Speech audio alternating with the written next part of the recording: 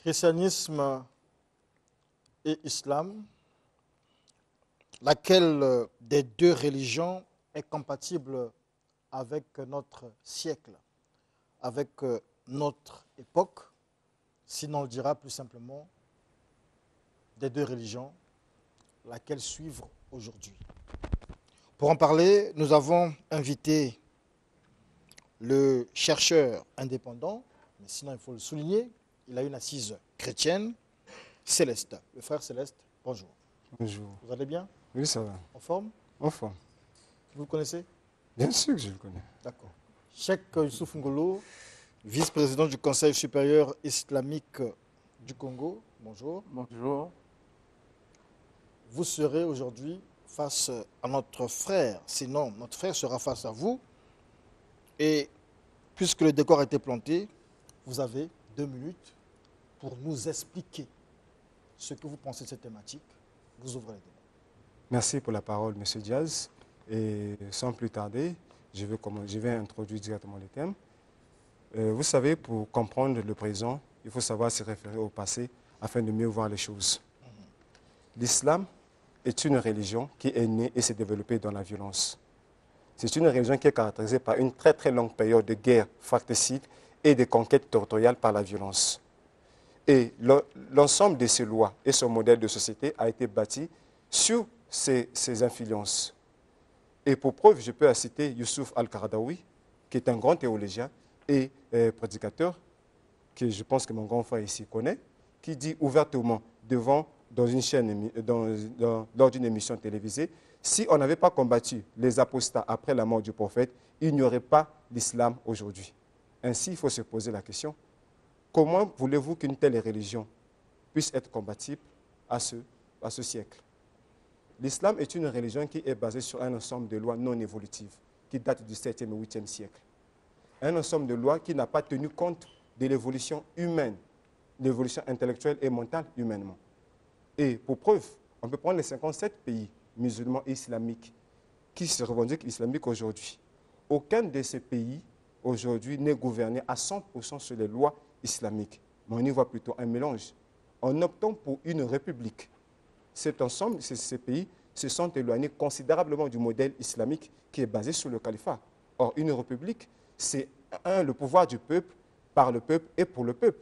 C'est le peuple qui vote ces lois. Or, dans le modèle islamique, c'est Dieu qui a donné ces lois à son prophète et ces lois sont irrévocables.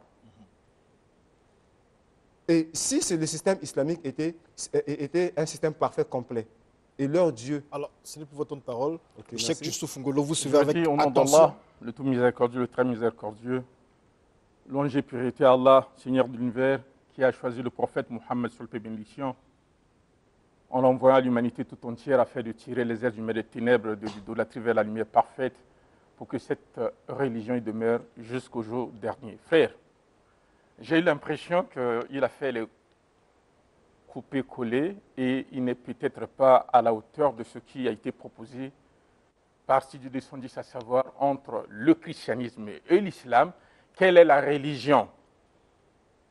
Quelle est la religion qui va de pair avec, ou encore qui cadre avec les temps actuels? D'abord, si on parle de la religion, parlant de la religion elle-même engage 4 éléments fondamentaux qu'il faut retenir. Il y a le dogme, il y a les transactions, il y a le comportement, il y a ce que nous appelons l'adoration. Or, si nous faisons une comparaison entre le christianisme et l'islam, nous sommes en droit de dire aisément que le christianisme, d'abord et avant tout, n'est pas la religion de Dieu. Je vais te poser la question, puisque tu es lecteur et chrétien. Tu veux présenter ici le christianisme en face de l'islam. L'islam, c'est la religion de Dieu, puisque Dieu a dit dans le Coran, au chapitre 3, verset 19, Inna dina indallah l'islam. En vérité, la religion acceptée par Allah, c'est l'islam. Prouve-moi, bibliquement, que le christianisme que tu veux donner comme modèle pour la vie de notre siècle est une religion de Dieu, bibliquement, par un seul verset. Bien. Je ne veux Non, pas... je n'ai pas encore, Ok. je n'ai pas encore terminé, c'est encore mon temps. Ah, d'accord. Si je dis déjà que le christianisme n'est pas une religion de Dieu simplement, deuxièmement, je dirais aussi que la Bible, qui est donc ton instrument que tu veux utiliser comme pour couronner le mensonge occidental, n'est pas aussi la parole de Dieu. Par voie de conséquence, il serait aujourd'hui inacceptable de voir ce thème, l'islam et le christianisme, quelle est donc la religion qui convient avec ce siècle. Merci. On va rappeler les faits. Le frère Céleste nous a dit ici que l'islam a son assise sur la barbarie, la violence, les guerres, etc. Et donc, de ce fait, elle n'est pas compatible à notre siècle et par ricochet, n'est pas la religion de Dieu. Le cheikh Youssouf Ngolo l'a démontré ici, a dit que le christianisme n'est pas la religion de Dieu, et même la Bible, livre sur lequel est bâti le christianisme, n'a rien à voir avec... en fait, ce n'est pas la religion de Dieu. Donc, la religion compatible pour Cheikh Youssouf Ngolo, c'est l'islam, et pour notre frère, c'est le christianisme. Vous avez suivi le Cheikh Youssouf Ngolo, essayez de développer davantage. Bien. Vous savez, l'islam nous présente un modèle de société qui est censé perpétrer de siècle en siècle. Or, nous savons que dans une société, les lois évoluent. Or, les lois islamiques sont irrévocables. Cela veut dire que moi, je suis au XXIe siècle, je dois vivre avec le loi du 7e siècle et 8e siècle. C'est déjà une incompatibilité. Parce qu'il y a des réalités que moi, je rencontre aujourd'hui que les gens du 7e siècle ne rencontraient pas. Je vais prendre l'exemple. Je cite le président Al-Sisi. Lors d'un discours dans la plus grande université musulmane, Al-Azhar, que vous connaissez très bien, dit publiquement, nous devons changer radicalement notre religion. Et cela, il le dit devant des oulémas, des grands théologiens. Et il dit, est-il concevable que 1,6 milliard de musulmans puissent vouloir tuer 7 milliards d'habitants? Si les textes islamiques ne posent pas problème, comment un tel président peut-il se permettre de dire cela devant des grands théologiens? Et à la fin, ces grands théologiens applaudissent. Cela veut dire quoi? On reconnaît qu'il y a des choses qu'on doit revoir. Or, le caractère religieux, c'est quoi? Les lois ne doivent pas être changées. Mais si aujourd'hui on commence à parler, il y a le vent de réforme qui naît dans l'islam. Ça veut dire qu'il y a des choses qui sont à revoir. Et là, le blocus, c'est quoi? C'est que rien ne doit être revu. Voilà pourquoi j'ai dit aux grands frères que pourquoi ces pays qui se disent islamiques, aucun d'eux n'est gouverné à 100% par les lois islamiques. Pourtant, les lois islamiques donnent une société qui doit être complète.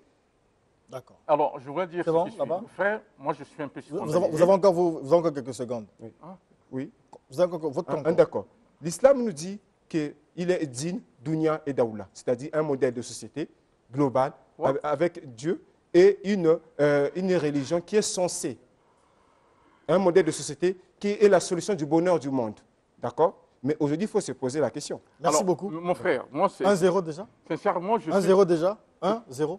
C'est-à-dire, non, attends, je suis un peu surpris que le frère, ici, tu n'arrives pas à faire la nuance. Le thème dit ce qui suit. Quelle est la religion entre le christianisme et l'islam? Si tu présentes que c'est le christianisme, présente-nous les textes. Je vais d'abord te dire qu'Al-Sisi n'est pas un théologien. Mais il le dit devant des théologiens, Il et pas dans n'importe quel bon. endroit. Être devant les théologiens pour un président de la République, il peut parler devant les connaisseurs. Je vais te dire une chose.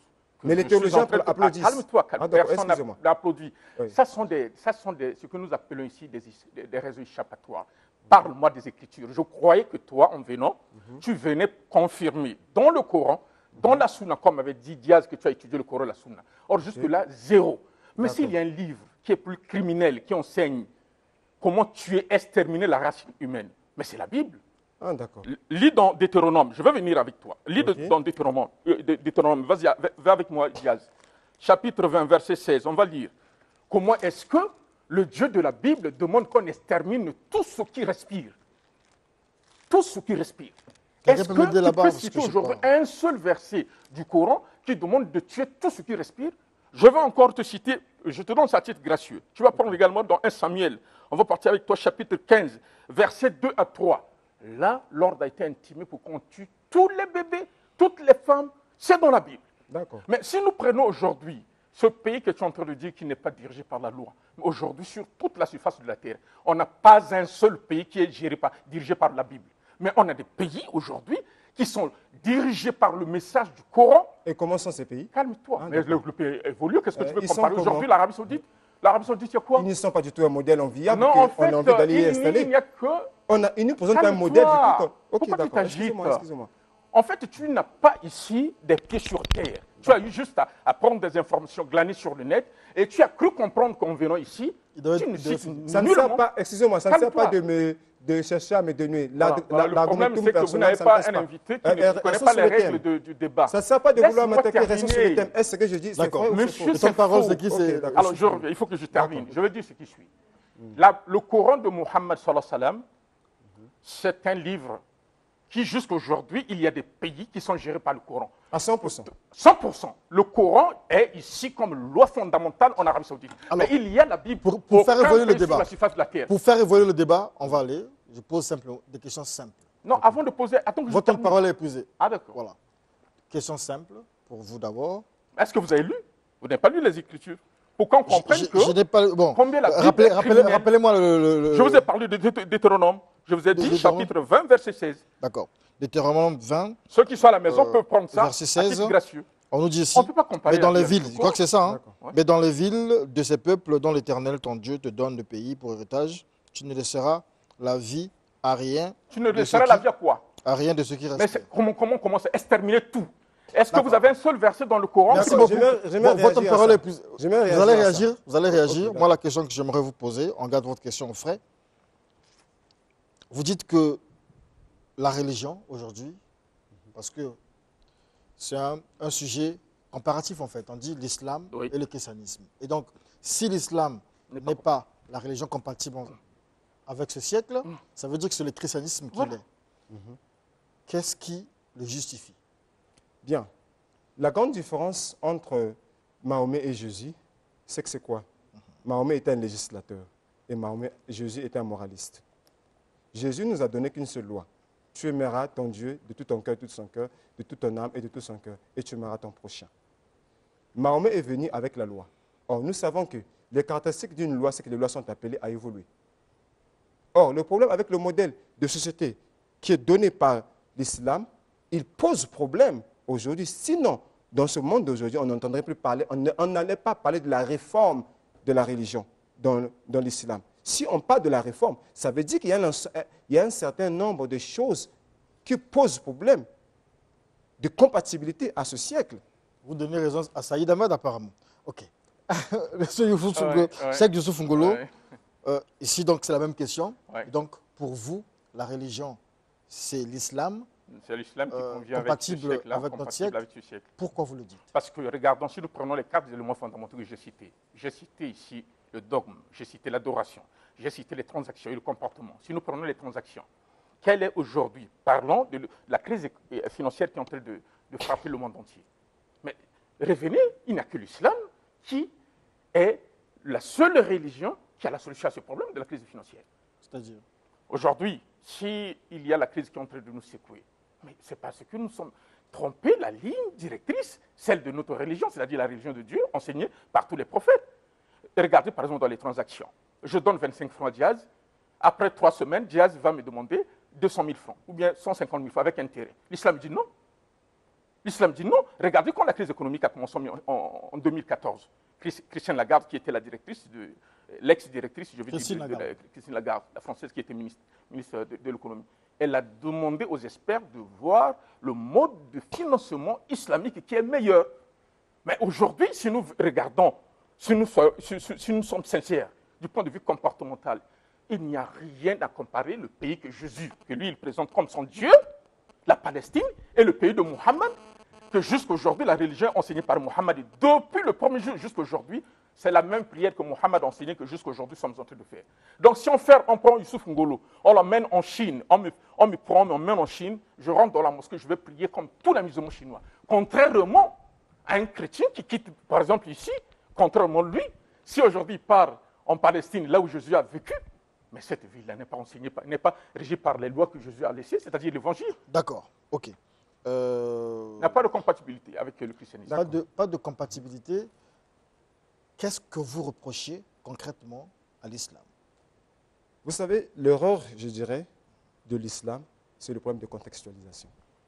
Le grand frère a cité Deutéronome. Moi, je suis chrétien. Je sais que ce verset relève d'une histoire qui a été contextualisée, qui n'est plus d'actualité aujourd'hui. Du coup, je ne peux pas prendre ça comme un élément m'appliquer.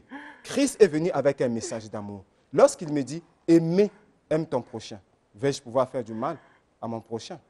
Regardez ce que, contrairement à ce que Mahomet, qui est le modèle qu'on doit suivre, regardez ce qu'il dit. On va prendre Bukhari, le numéro 25. Le prophète a dit, excusez-moi, il m'a été ordonné, c'est mon temps, il m'a été ordonné de combattre les hommes jusqu'à ce qu'ils disent, il n'y a de Dieu en dehors d'Allah. Celui qui dit, il n'y a pas de Dieu en dehors d'Allah, celui-là protège de moi son bien et sa vie. Nous savons que le mot combattre en arabe signifie katala, que cela veut dire, excusez-moi, cela veut dire que combattre à mort avec l'intention de tuer. Cela veut dire quoi? Le monsieur, il dit qu'il lui a été ordonné de répandre le message en combattant. Au prix du sang. Au prix du sang.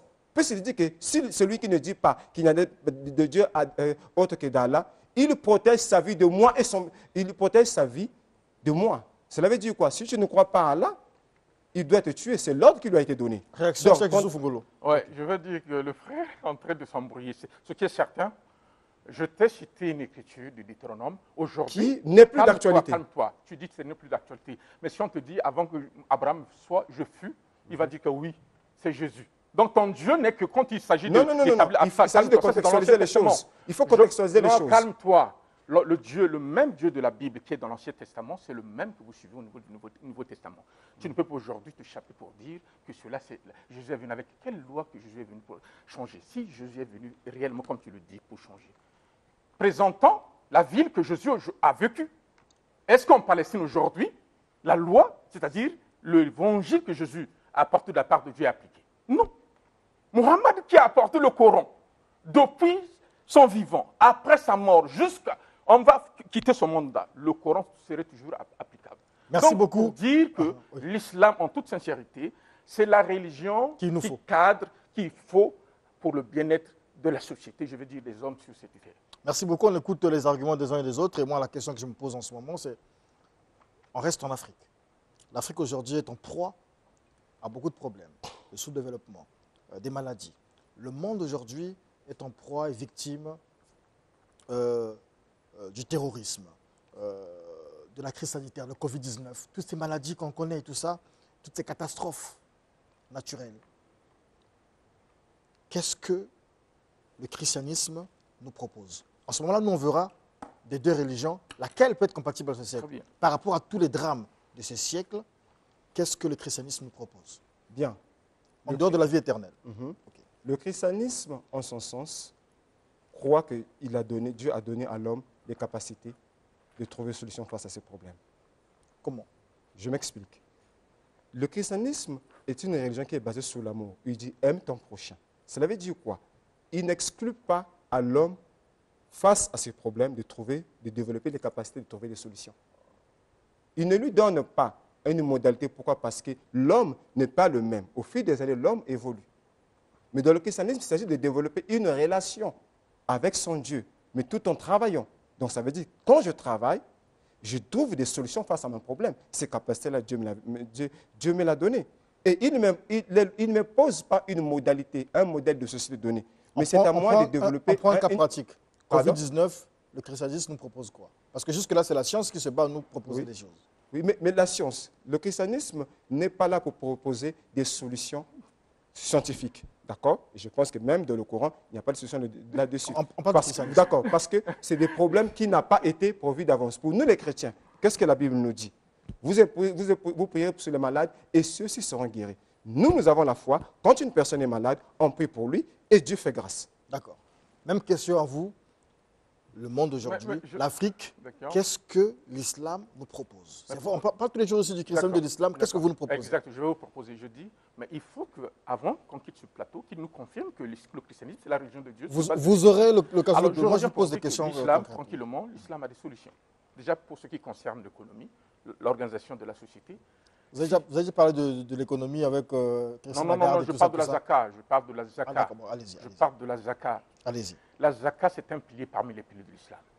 Si aujourd'hui, le monde était géré par ce que nous appelons la loi de Dieu, et que les gens observent ce pilier de l'islam tel que révélé et enseigné par le prophète Mohammed, révélé à Mohammed sallallahu alayhi wa sallam, enseigné par lui, la zakat, je vais faire une traçabilité historique en remontant par Omar ibn Abdelaziz. À son époque, il n'avait aucun pauvre.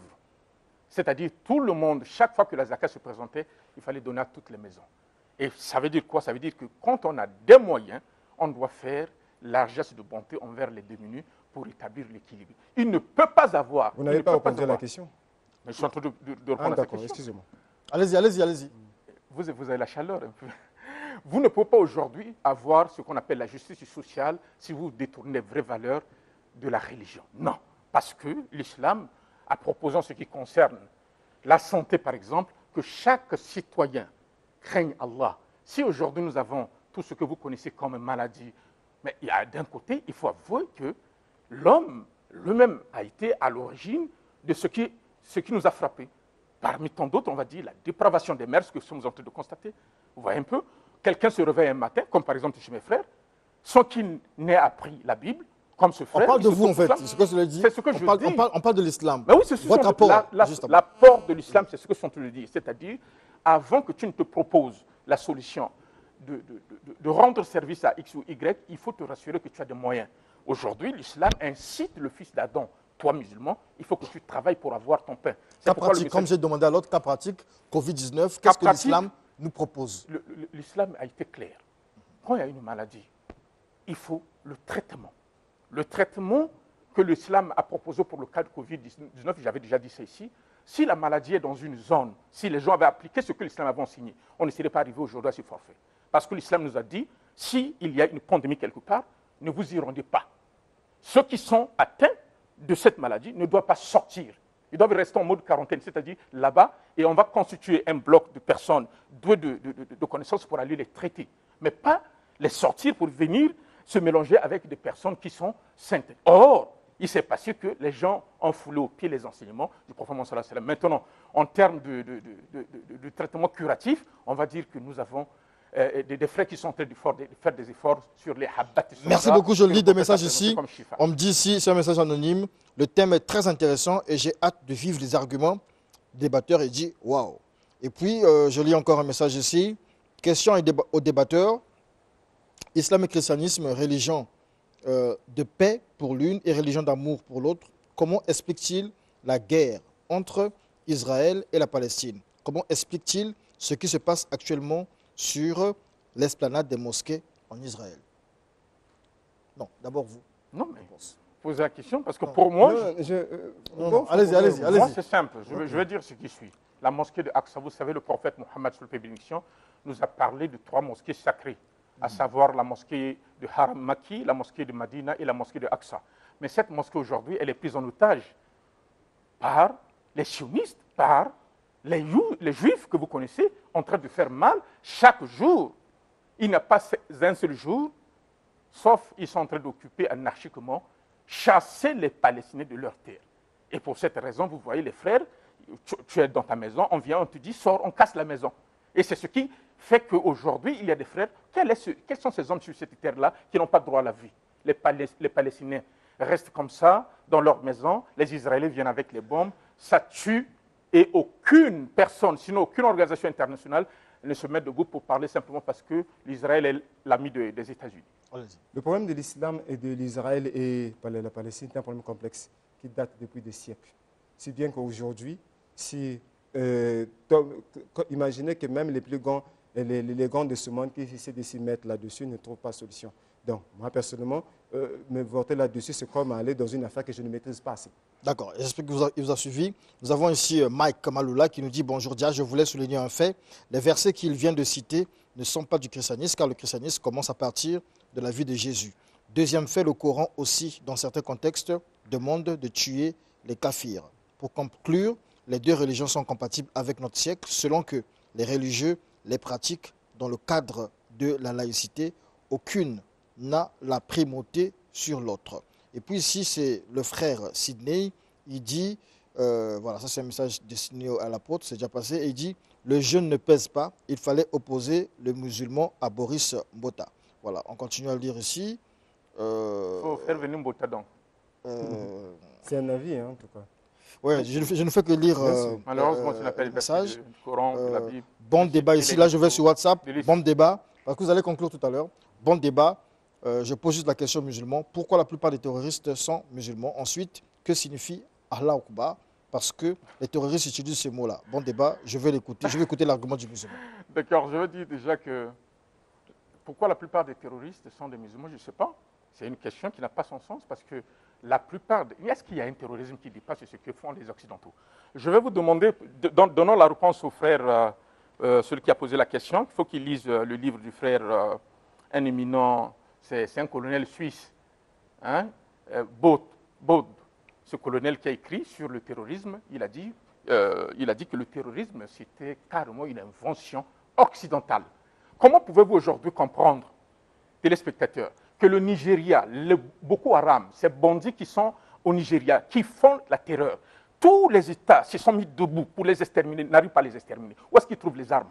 Déjà, je vais dire que c'est un mensonge. Alors maintenant, si nous disons que la plupart des terroristes sont des musulmans, non, c'est une confusion. Est-ce que ceux qui ont sémé la terreur en 1914, lors de la Première Guerre mondiale et la Seconde Guerre mondiale, étaient-ils des musulmans? Nous sommes à la fin, Allah Akbar, c'est quoi dire? Allah Akbar, simplement, ça veut dire Allah est plus grand. En fait, ce sont des frères qui sont dans une confusion, dans une spirale de confusion. Des extrémistes? Pas des extrémistes, mais ce sont des gens qui ne comprennent pas les textes. D'accord, merci beaucoup. Chris Redman, il dit bonjour Jazz, question aux frères chrétiens, ce sera la dernière. Quel est le pays dirigé par un président chrétien et ce pays ne connaît pas la guerre, la misère, la famine et autres? Zéro. Il n'y a pas de Non, pays... c'est la question, c'est lui, Oui. c'est pas possible. Il n'y a pas de pays chrétien. Le chrétien, c'est toute personne. C'est l'ensemble des personnes dans le monde qui croient en Christ. C'est ceux-là qui forment une nation. D'accord. Vous avez 30 secondes pour nous dire réellement pourquoi vous pensez que le christianisme, c'est la religion du Il siècle, n'a pas répondu à ma question. la religion de ce siècle, Si le et christianisme est la pas religion de l'islam. Dieu. Ce sera votre dernier mot. Donc mettez tous vos arguments en 30 secondes. Regardez la caméra là-bas devant vous. Le christianisme à l'islam, l'islam a proposé un modèle de société qui doit perdurer de siècle en siècle.